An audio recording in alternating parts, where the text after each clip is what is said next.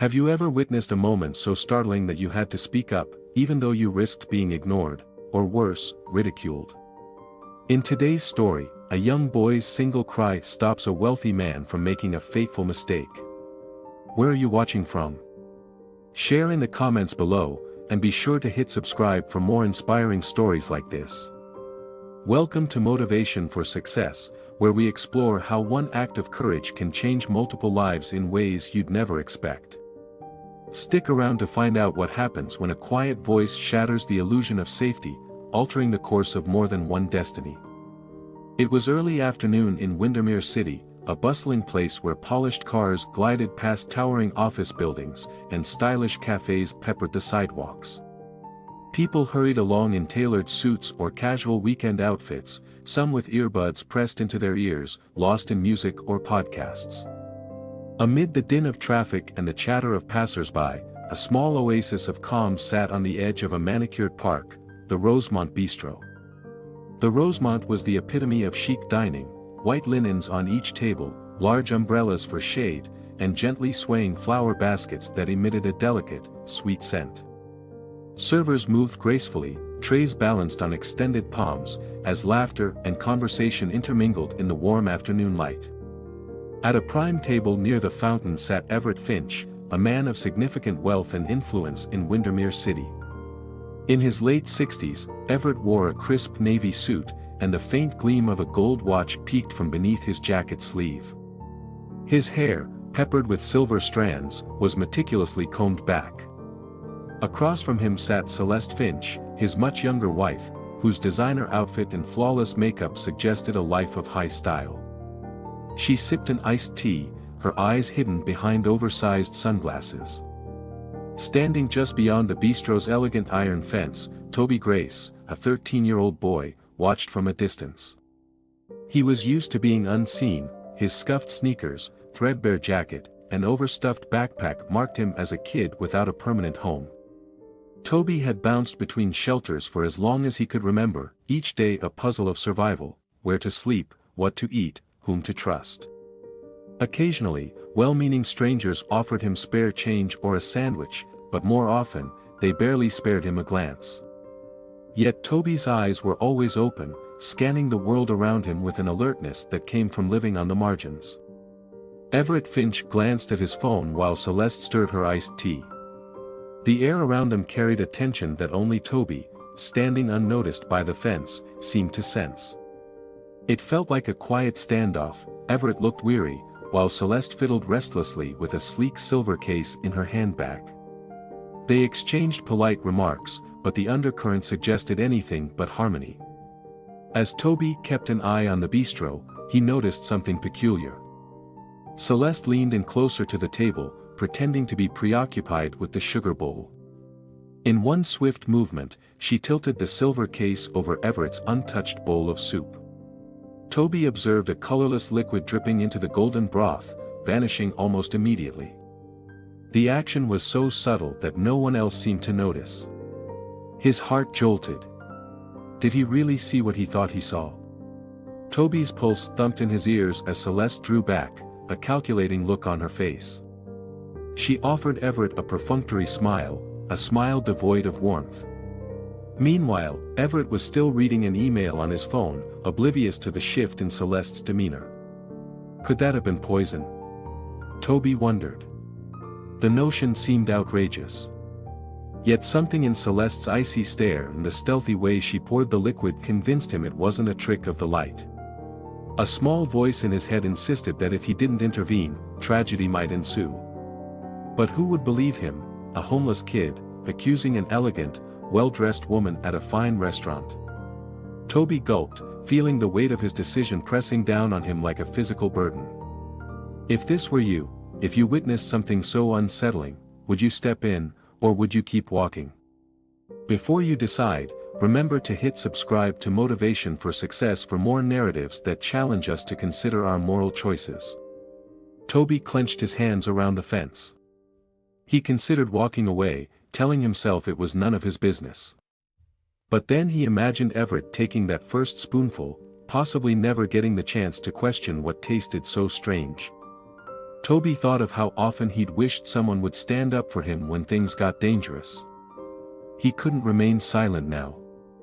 Summoning courage he didn't realize he possessed, Toby slipped through a gap in the iron fence and walked straight into the bistro's outdoor seating area. His cheeks burned as curious patrons turned to stare. A waiter dropped a linen napkin in surprise, but Toby pressed on until he stood just a few feet from Everett's table. "Don't eat that." Toby's voice cracked but carried through the dining area like a blaring alarm.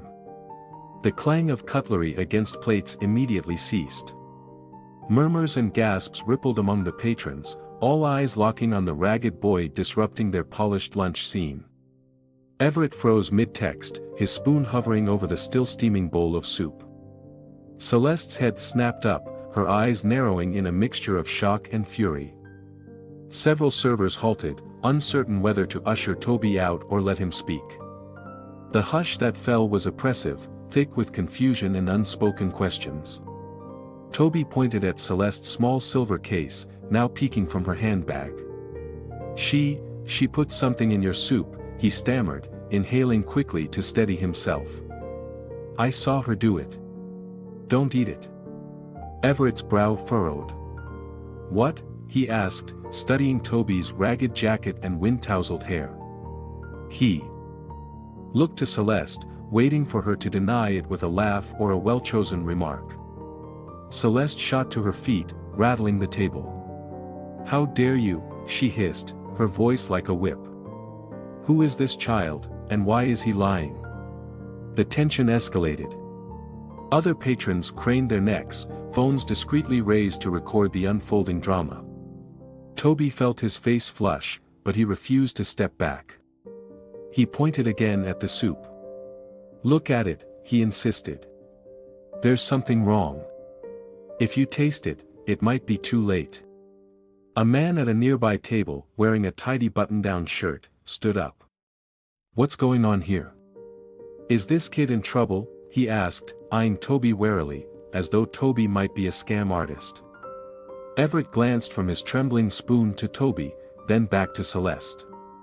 "Celeste," he began, voice tight, "what's he talking about?" Her face twisted in outrage.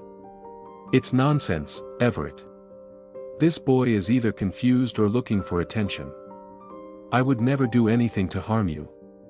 She tried to push the bowl of soup away dismissively, but Everett placed a hand on her wrist, stopping her. "Don't touch it," he said softly, a newfound tremor in his voice. He stared at his wife's face, which had lost its veneer of calm. Slowly, he set down the spoon and turned to Toby. "Why should I believe you?" he asked, though not unkindly. Toby swallowed hard, willing his voice not to shake. "I'm no one special," he said, "but I was standing by the fence and saw her pour a clear liquid into your bowl. It looked like poison. You can test it if you want. But don't eat it, please." Everett's eyes flicked to the silver case in Celeste's handbag. She tried to hide it as soon as Toby approached. The sight of it seemed to set off alarm bells in his head. He looked around at the silent crowd, noticing the combination of shock and pity directed his way. "Celeste," Everett said, exhaling slowly, "show me that case in your bag." She jerked back, her anger morphing into panic. "Don't be absurd, Everett. I told you, this child is lying. Let's call the staff to handle him. He's probably a thief." Toby's heart hammered as Celeste's gaze turned murderous. He knew she wanted him gone. If he left now, though, the truth would vanish. Gathering all his courage, Toby took one step forward. "If it's just a misunderstanding," he said, "why not let him see what's in that case?" A ripple of agreement swept through the onlookers. A server cleared his throat, stepping forward hesitantly. "Sir," he said to Everett, "we can call the police, or maybe management, if you want help sorting this out." Without a word, Everett reached for the phone in his jacket pocket. Seeing his hand move, Celeste's composure cracked. "You can't possibly believe him," she nearly shouted. "This is humiliating. Let's go." She tried to grab Everett's hand, but he pulled away. "Why are you so afraid?" he murmured, voice shaking with both suspicion and heartbreak. "If there's nothing to hide, we can settle this quickly." Celeste pressed her lips into a thin line. Her eyes darted around the restaurant, scanning for an escape route. Toby noticed her free hand creeping toward the handbag again, and an uneasy feeling rose in his stomach. By now, nearly every diner at the Rosemont Bistro had turned their full attention to the confrontation. Many were filming with their phones. A few whispered in alarm, "Is she poisoning him? This is insane, or is this some kind of scam?" In the midst of the commotion, Toby felt a pang of regret. He'd never wanted a spectacle, he only hoped to save a life. But there was no turning back. His eyes met Everett's, silently pleading for him to demand the truth. Celeste, sensing the momentum shifting, flipped from rage to a brittle kind of rationale. "All right," she said, adopting a sugary tone that made Toby's skin crawl. "I'll show you the case, if that's what it takes to prove my innocence."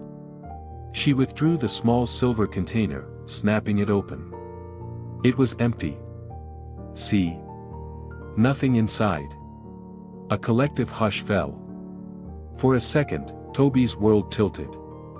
Had she disposed of whatever poison remained? Was it possible Toby was wrong? Everett stared at the empty container, not looking relieved, looking confused. "So, it's empty now. Celeste, what was in it before?" She glowered, snapping the container shut. "You're letting this street urchin cause a scene for no reason," she snarled, her frustration spiking.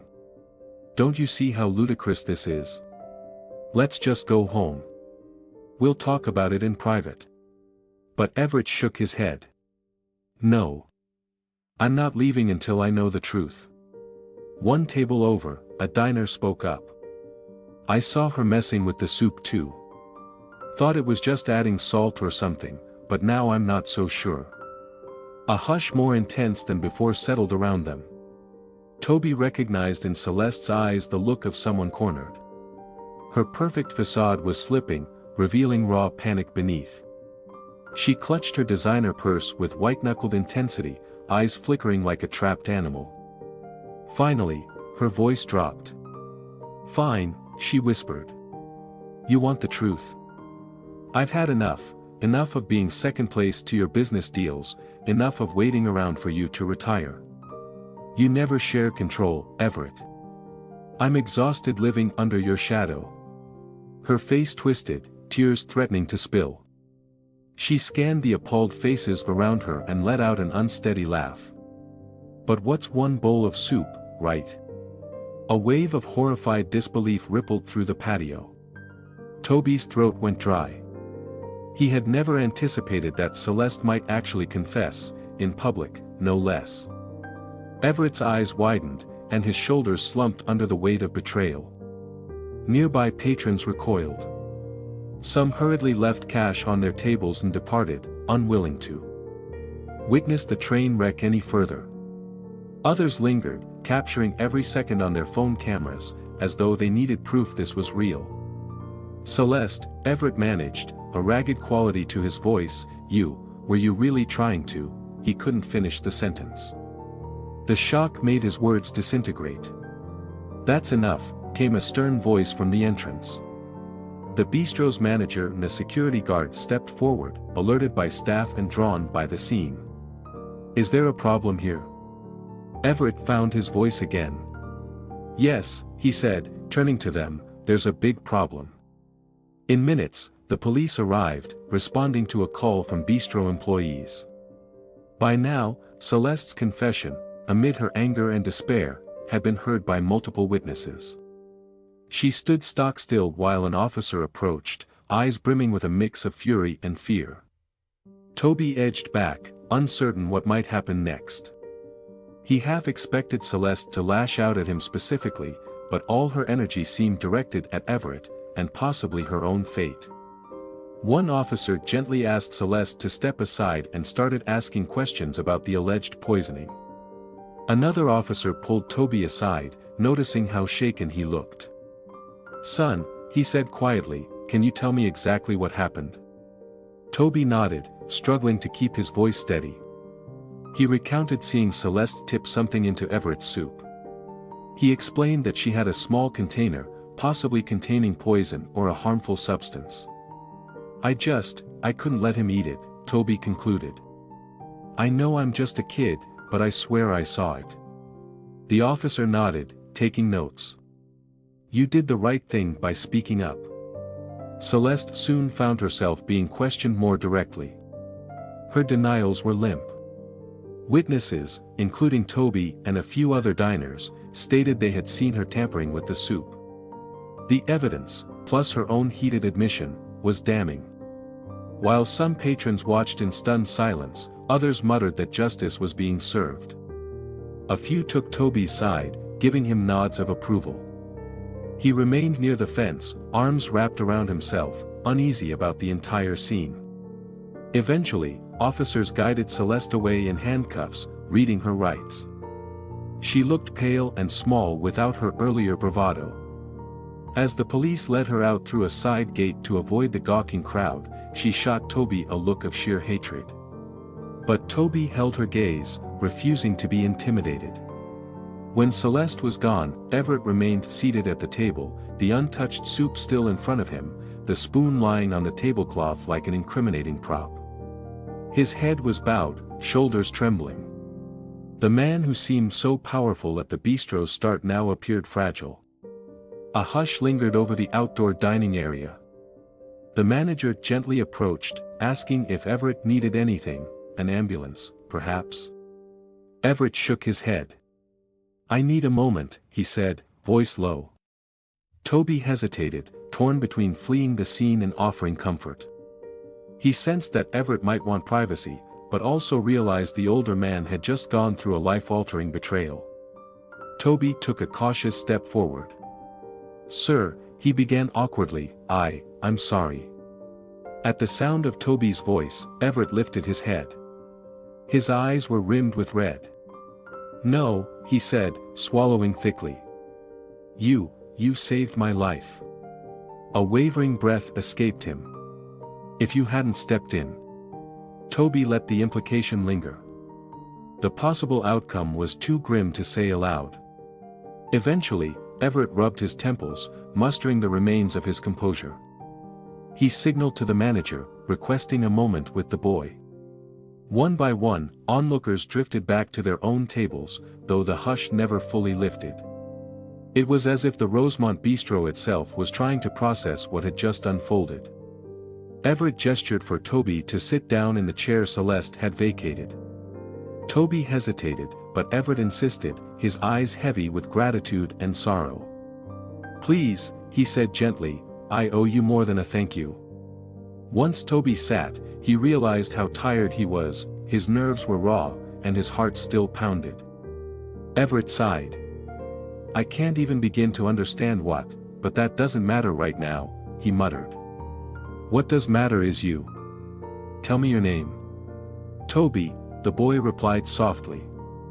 Everett nodded. Toby. Thank you. I should have asked you earlier, but everything happened so fast. He pressed a hand to his brow. You live around here? Toby bit his lip. Not exactly. I don't have a home. I just get by. For a moment, Everett looked like he might break down again, perhaps from guilt that he almost let a child's warning go unheard. Instead, he took a deep breath and signaled to a nearby server. Could you bring Toby a meal, please? Something hearty. And some water. The server rushed off. Toby's face heated with a mix of gratitude and embarrassment. He rarely ate at restaurants, let alone fancy bistros. You don't have to. Everett raised a hand. It's the least I can do. You saved me from something unthinkable. While they waited for Toby's meal, Everett received a call from the police. They confirmed Celeste had been taken to the station for further questioning. Everett listened quietly, responding in monosyllables. His phone calls ended as quickly as they began, leaving him to stare at the empty seat across from him. He looked back at Toby. If you hadn't spoken out, he said thickly, I'd never have known her intentions. I was so blind. Toby stayed quiet, letting Everett gather his thoughts. He recalled how he'd once been too afraid to speak up in his own life, and the dire consequences that followed. Maybe that experience gave him the push he needed to warn Everett today. People can hide who they really are, Toby murmured. I guess I've learned that the hard way. Everett gave a bitter chuckle. So have I. When the server returned, placing a plate of warm bread, a bowl of hearty soup, untouched by any suspicious vials, and a glass of juice in front of Toby, the boy felt tears threaten to form. He couldn't recall the last time he'd eaten at a proper table. He mumbled a thanks, hands shaking from residual adrenaline. Everett watched him, sorrow etched on his features. Toby, he said quietly, is there anyone I can call for you? Family? A friend? A shelter you stay at? Toby lowered his gaze to the steaming soup. Not really, he admitted. I sometimes bunk at a volunteer center, but it's first come, first served. I guess that's my life for now. Everett nodded slowly. Well, after what you did for me, the least I can do is make sure you have a safer place to stay tonight. If you'll allow me, I'd like to help. By now, many customers had either resumed their lunches or left, unsettled by the drama. The manager checked in politely, offering to call a car for Toby. Everett thanked him and said he'd handle it. Toby sipped the soup gingerly. You're serious? You'd help me find a place? I've never asked for anything from you.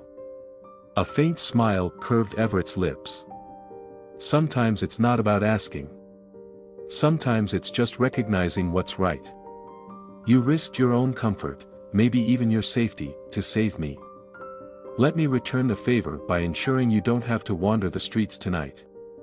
Toby's stomach tightened at the memory of Celeste's venomous glare, but relief soon flooded him. Okay, he said softly.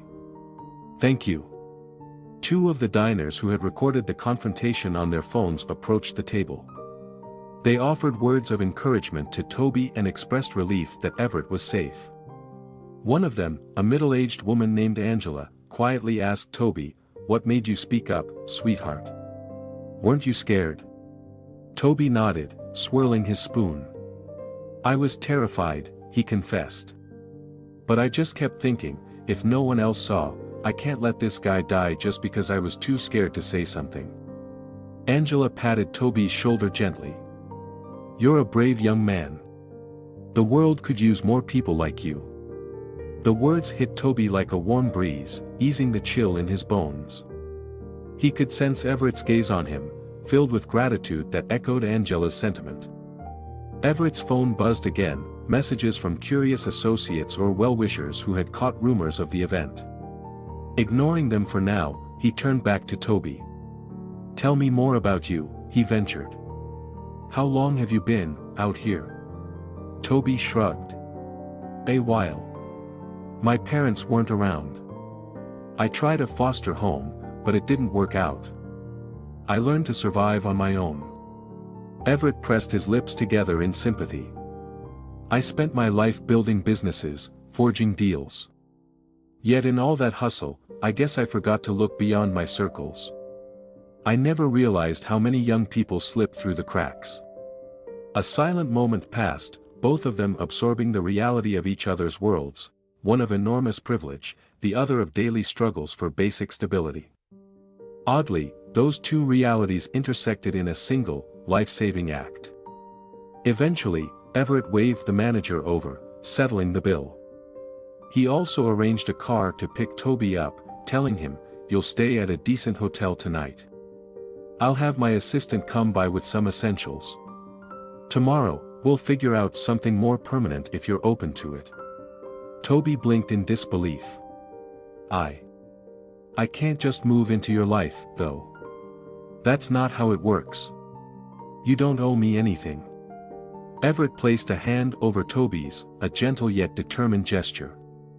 Maybe not in a technical sense, but I believe we owe each other kindness. You gave me that. Let me return it. Emotion welled in Toby's chest. Memories flashed of how he'd been brushed aside countless times by strangers who saw him as a nuisance. Yet here was a man who had the power to push him away but chose not to. The manager escorted them both to the front entrance. The police had long since departed, taking Celeste downtown for questioning. As Toby and Everett stepped onto the sidewalk, the city's late afternoon sun warmed their faces. A sleek black car idled by the curb, courtesy of Everett's call. Before Toby could climb in, Everett hesitated. "I want you to know," he said, voice tinged with sorrow, "I'm sorry you had to witness something so ugly today. But I'm more grateful than I can say that you intervened." Toby nodded. "I'm just glad you're okay." With that, he slid into the back seat, uncertain of the future but strangely at peace with his decision to speak up. Everett stepped back, watching the car merge into traffic, carrying Toby away from an afternoon that had changed them both forever. Inside the Rosemont Bistro, employees and patrons quietly pieced their day back together. Some recounted the dramatic scene in hushed tones, others placed calls to friends, describing the unbelievable event they just witnessed. The talk turned not just to the alleged crime but also to the homeless kid who bravely spoke up. Some expressed admiration, a few admitted they'd have probably done nothing, rationalizing it as none of their business. This recollection of how a nobody saved a powerful man spread throughout Windermere City. Over the coming weeks, local news outlets picked up the story in bits and pieces. Police confirmed that a suspect was in custody related to an alleged poisoning attempt, though they withheld names pending an official investigation. Rumors circulated about a wealthy businessman nearly meeting his end, rescued by an observant child with little to his name but courage. Not every detail was accurate in the retellings. Some painted Toby as a larger-than-life hero, others depicted Celeste as an almost villainous caricature. Yet the core truth remained: an underprivileged boy, often overlooked, prevented a tragedy simply by raising his voice at the right moment. Back at his newly arranged temporary lodging, Toby found it hard to sleep that night. Despite the plush bed and the safe environment, his mind whirled. He questioned whether he'd done the right thing or meddled in adult matters. But whenever he closed his eyes, he pictured Everett's spoon, inches away from his lips. The final, terrifying possibility remained seared in Toby's imagination. Yes, he had done the right thing. As you reflect on this story, remember that single acts of courage can ripple outward to touch more lives than you might ever realize. Which leads us to ask, where are you watching from? Perhaps you're in a busy city just like Windermere, or maybe you're in a quieter corner of the world. Share in the comments, your perspective matters. And if you haven't done so yet, please hit that subscribe button to join our community of listeners who believe in the power of empathy, boldness, and positive change. Toby's choice to speak up underscores a universal truth: no matter your circumstances, your voice can be a catalyst for good.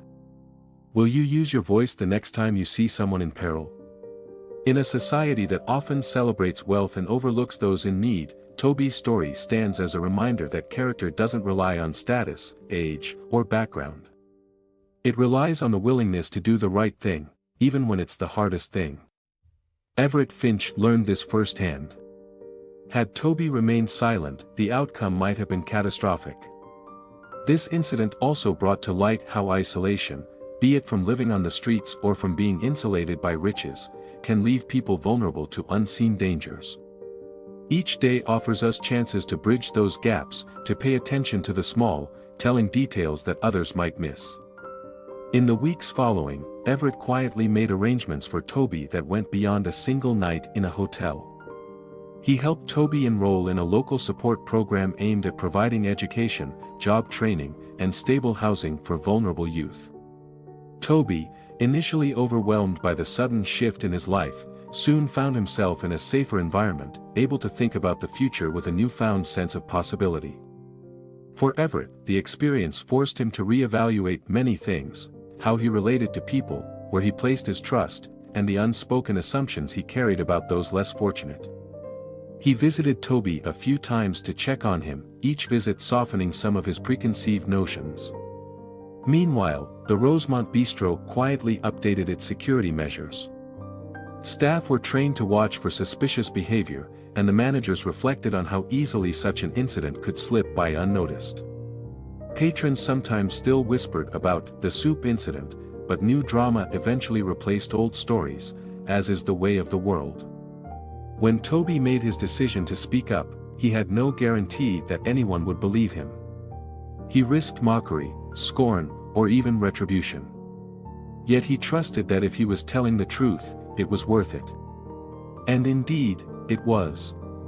His willingness to act saved Everett's life and opened the door to a brighter chapter in his own. In this moment, we ask you, how can you bring that same courage into your daily life?